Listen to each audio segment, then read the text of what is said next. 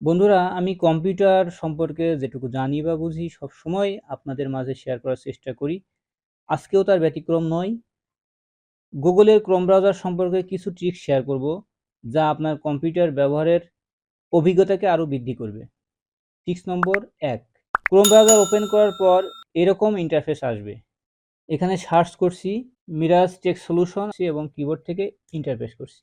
এখন দেখতে পাচ্ছেন এখানে অনেকগুলো ওয়েবসাইট শো করছে। এই মিরাজ নামে অনেকগুলো সাইট শো করছে।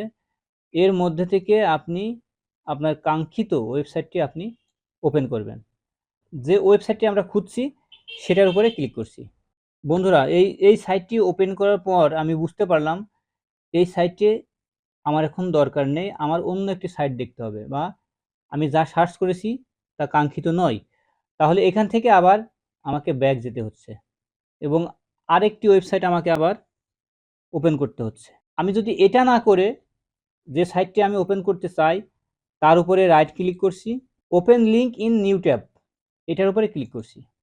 তাহলে কি হলো বন্ধুরা, এই সাইটটি যদি আমার কাঙ্ক্ষিত ওয়েবসাইট না হয় তাহলে আমাকে আর পুনরায় সার্চ করতে হচ্ছে না।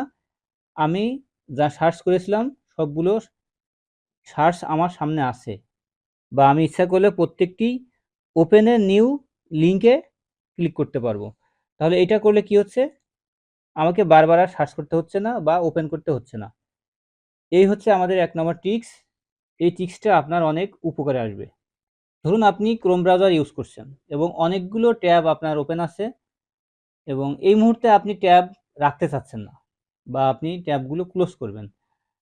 তাহলে এইভাবে মাউস ক্লিক করে আপনাকে ক্লোজ করতে হচ্ছে।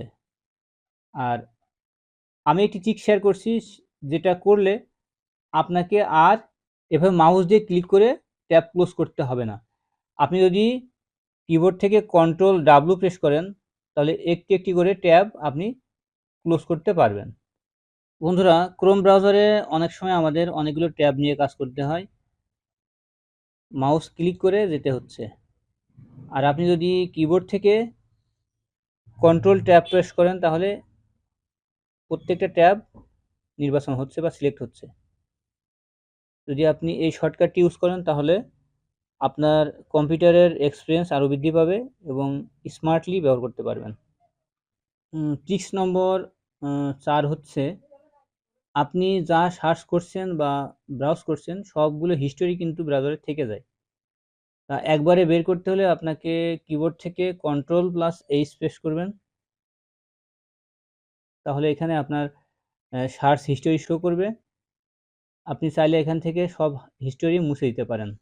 একটা তারিখে আপনি সার্চ করেছিলেন সেটা আর মনে পড়ছে না, কিন্তু ওই পেজটি আপনার প্রয়োজন, তাহলে আপনি এভাবে কন্ট্রোল এইচ প্রেস করে সেখান থেকে আপনি ব্রাউজ করতে পারবেন। বন্ধুরা, ভিডিও ভালো লাগলে একটি লাইক করে দিন এবং চ্যানেলটি সাবস্ক্রাইব করে রাখতে পারেন।